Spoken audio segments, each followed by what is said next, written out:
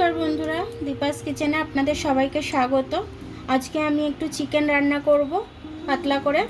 তার জন্য এরকম আলু কেটে নিয়েছি। দেখুন, আলুগুলো ছোট ছিল বলে আর ফালি করিনি, দুদিকেই এরকমভাবে চিড়ে নিয়েছি গোটা গোটা আলু। তো এই আলুগুলো আমি ভেজে নেব তেলে।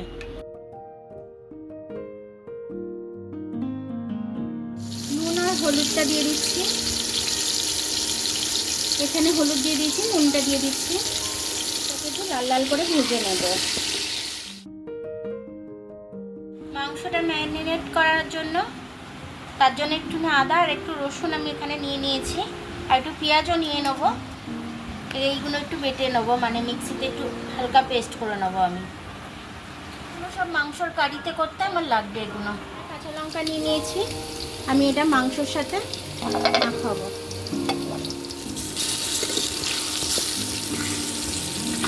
আলুগুলো ভালোই লাল লাল হয়ে গেছে, আমি এবার তুলে নেবো। এটা তুলে নিচ্ছি আমি।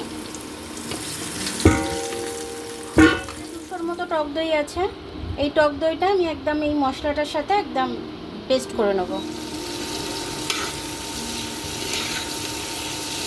এখানে পেঁয়াজটা ভাজা হোক, এখানে আমি মাংসটাকে ম্যারিনেট করে নিচ্ছি। আদা রসুন টক দই সব কিছু দিয়ে দিয়েছি এর মধ্যে। একদম আমি দিয়ে দিলাম, খেতে টেস্টি হবে। একটু জিরে গুঁড়ো দিয়ে দিচ্ছি, একটু হলুদ দিয়ে দিচ্ছি, একটু ধনে গুঁড়ো দিয়ে দিলাম, একটু গুঁড়ো লঙ্কা দিয়ে দিচ্ছি। লঙ্কা দিয়ে দেবো আমি। এবার এটাকে আমি ভালো করে মাখিয়ে নেব।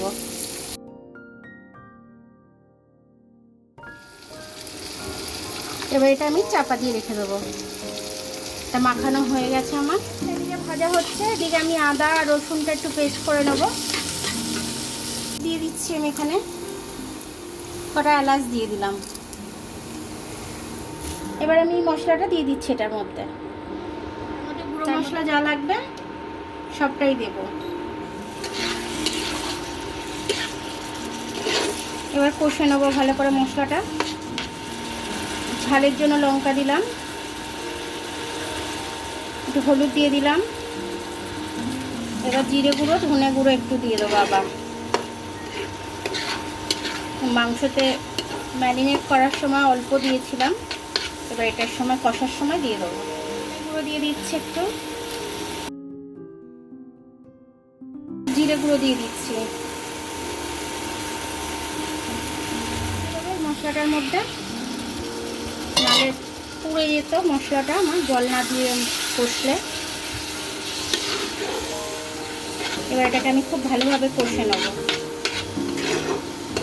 অফ ক্যামেরা একটু তেজপাতা আমি দিয়ে দিয়েছি অফ ক্যামেরায়। মশলাটা কষা হচ্ছে, আমি এর মধ্যে একটু কাশ্মীরি লাল লঙ্কা দিয়ে দেবো কালারের জন্য।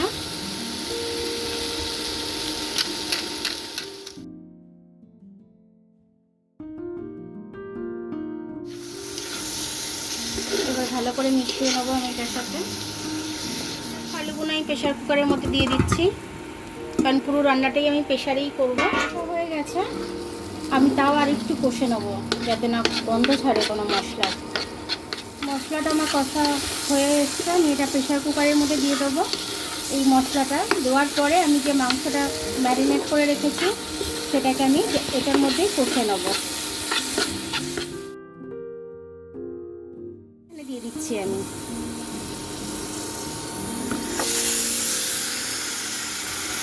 দিয়ে এটাকে ভালো করে কষে নেবো একবার। গামলিটাকে ধুয়ে জলটা দিয়ে দিলাম। এবার মাংসটাকে আমি কষে নেবো ভালো করে।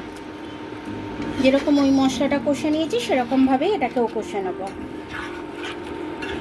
তারপরে প্রেসারে দিয়ে 2টো সিটি দেবো। এটা কষে নিয়ে আমি আপনাদের দেখাচ্ছি। মাংসটা কষা আমার হয়ে গেছে। এটাতে যেহেতু কাশ্মীরি লঙ্কা দিইনি, ওই জন্য এটার কালারটা এরকম হয়ে গেলে লাল হয়ে যাবে। প্রেসার কুকারে দিয়ে দিচ্ছি। জলটা হয়ে গেছে, প্রেসারে দিয়ে দেবো। সব কিছুর সাথে মিশিয়ে দিই। আগেও মশলা দিয়েছিলাম, সেটা এমনি রাখা ছিল, ওই জন্য মশলাটার সাথে একবারে মিশিয়ে দিচ্ছি আমি। নুন দিতে লাগবে আমি নুনটা দিয়ে দিচ্ছি, দিয়ে আমি আবারও মিশিয়ে দেবো।